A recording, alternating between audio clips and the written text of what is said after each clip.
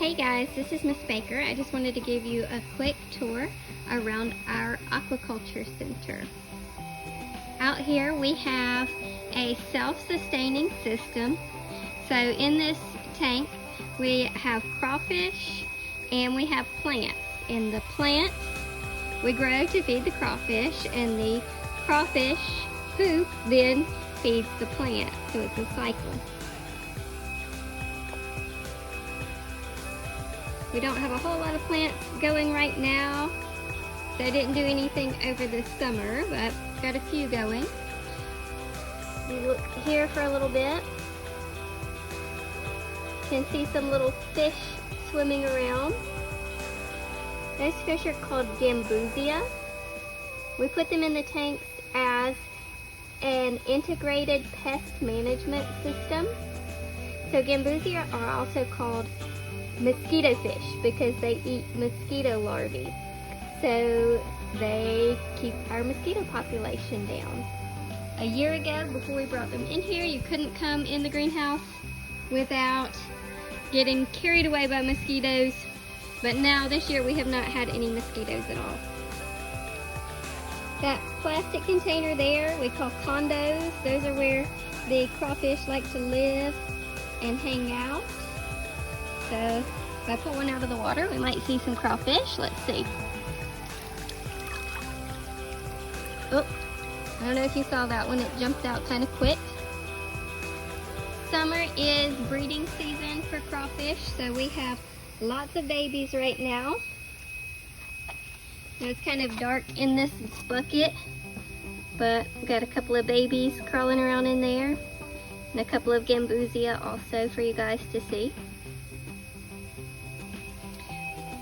The species of crawfish that we grow here are called Australian red claw crawfish.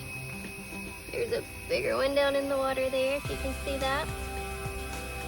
They get to be up to 1 pound, so pretty big, and they're blue with a real pretty red claw on the males.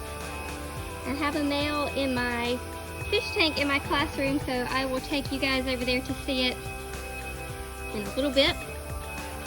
I also planted some plants today, some spinach, some kale, some arugula, and some Swiss chard. And this green stuff that you see them in is called rock wool. Rock wool is just, they take rocks, they heat it up, they spin it into this real thread-like material that then they put together in these molds. They don't have any nutrients at all. They're just a substrate for these seeds to begin on. So I start the seeds in here, then I'll break them apart, put them in a cup, and then the cups go in these floats in the tanks. All of the nutrients that the plants receive actually come from the crawfish waste. The last thing we have in our greenhouse is our marsh plants. So we partnered last year with the Nature Conservancy and the Dauphin Island Sea Lab with the Lightning Point project. So Lightning Point is at the city docks in Bayou La Battery, where they're doing a big restoration project. My students got to go out and collect seeds and cuttings of different plants that live in the swamp, in the marsh, and we have been growing them here in the greenhouse since then. We were supposed to go back to Lightning Point in April and replant all of these plants, but we weren't able to because of the COVID-19 shutdown, but we're hoping later this fall we'll be able to do that. So these taller plants with the big leaves that you see are salt bush plants. We grew those from seed actually. On this side we have a little bit of what's called black needle rush. If you can see the tip of the plant, it is as sharp as a needle, and it's also black. So that's why it's called black needle rush. When you drive across the bridge to Dauphin Island, you see lots and lots of that. Then on this side, we have what's called Spartina. It's another marsh grass that grows right in the edge of the salt water, so very salt tolerant plants here.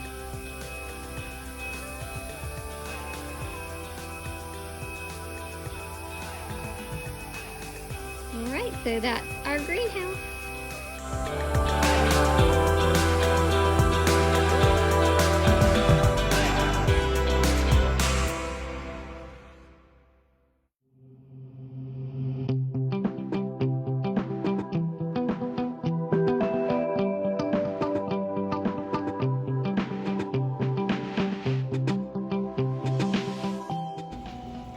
Back in my classroom in the fish tank here, I have a couple of crawfish. So this is an adult male Australian red claw crawfish. These are the same crawfish that we're growing outside. See a couple of gambusia. And there's one little baby crawfish. And there's another one hiding in the house.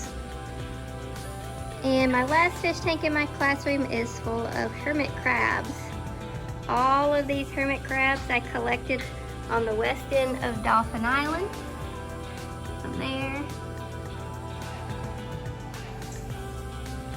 And they are just really thriving here at Bryant High School.